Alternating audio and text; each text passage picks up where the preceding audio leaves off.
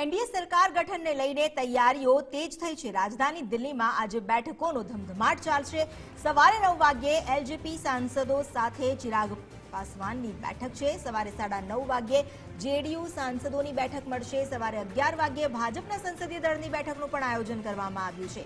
ત્યારબાદ બપોરે એનડીએના સાંસદોની સેન્ટ્રલ હોલમાં બેઠક યોજાશે। એનડીએની બેઠકમાં સંસદીય દળના નેતા ચૂંટાશે। એનડીએના સાંસદોને સંબોધિત કરશે નરેન્દ્રભાઈ મોદી। સાંજે 5 વાગ્યે રાષ્ટ્રપતિને એનડીએના સાંસદો મળવા જશે।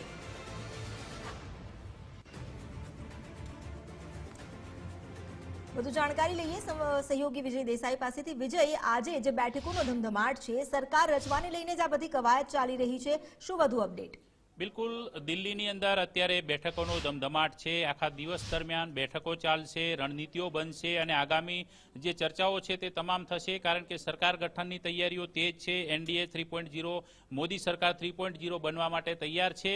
9મીએ જ્યારે શપથ ગ્રહણ યોજાય તે પહેલા તમામ તૈયારીઓ પૂર્ણ કરવામાં આવશે। આજે સૌથી પહેલા એનડીએના જે ઘટક દળો છે તે પૈકીની તમામ જે મોટી પાર્ટીઓ છે તે પોતાના સાંસદો સાથે અલગથી બેઠકો કર્યા બાદ છે બપોરે સંયુક્ત રીતે એનડીએના તમામ સાંસદોની બેઠક મળશે। સૌપ્રથમ ચિરાગ પાસવાન 9 વાગ્યાની આસપાસ છે તે એલજેપીના જે તમામ જે ચૂંટાયેલા 5 સાંસદો છે તેમની સાથે એક બેઠક કરશે ને ત્યારબાદ પાર્ટીની જે રણનીતિ છે તે અંગેની ચર્ચા કરશે।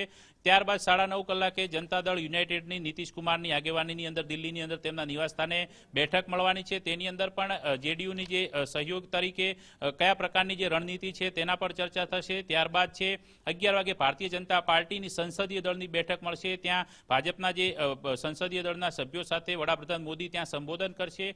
ત્યારબાદ બપોરે સેન્ટ્રલ હોલની અંદર તમામ જે એનડીએના ચૂંટાયેલા જે સાંસદો છે તેમની સાથે ઉપરાંત જે એનડીએના જે રાજ્યસભાના સાંસદો છે એમની સાથે પણ આ બેઠકની અંદર ઉપસ્થિત થશે। એ ઉપરાંત જે મુખ્યમંત્રીઓ, ડેપ્યુટી મુખ્યમંત્રીઓ સહિતના કેટલાક જે પદાધિકારીઓ છે એનડીએના જે સહયોગી દળોના એ તમામ ઉપસ્થિત રહેશે। જ્યાં નવા જે ચૂંટાયેલા સાંસદો છે તેમનો પરિચય છે વડાપ્રધાન મોદી કેળવશે અને ત્યારબાદ બપોરે તેમને સંયુક્ત રીતે સંબોધન કર્યા બાદ છે આગામી રણનીતિના ભાગરૂપે સાંજે 5 વાગે રાષ્ટ્રપતિ સાથે એનડીએના જે તમામ નેતાઓ સાથે મુલાકાત કરીને સરકાર રચવાનો દાવો કરશે ને ત્યારબાદ શપથ ગ્રહણની જે તમામ તૈયારીઓ થઈ ચૂકી છે તે 9 જૂને સાંજે 6 વાગ્યાના અરસાની અંદર શપથ ગ્રહણ સમારોહ છે તે દિલ્હીમાં યોજાવાનો છે। દિવસભર બેઠકો છે એનડીએની પણ ચાલવાની છે, ઉપરાંત ઇન્ડિયા ગઠબંધનની પણ રણનીતિને લઈને લગાતાર બેઠકોનો દોર છે તે ચાલી રહ્યો છે। એટલે દિલ્હીની અંદર અત્યારે રાજકીય ગરમાવો ઘણો ઊંચો જોવા મળી રહ્યો છે। અમિતા જી, આભાર આપનો જાણકારી આપવા માટે।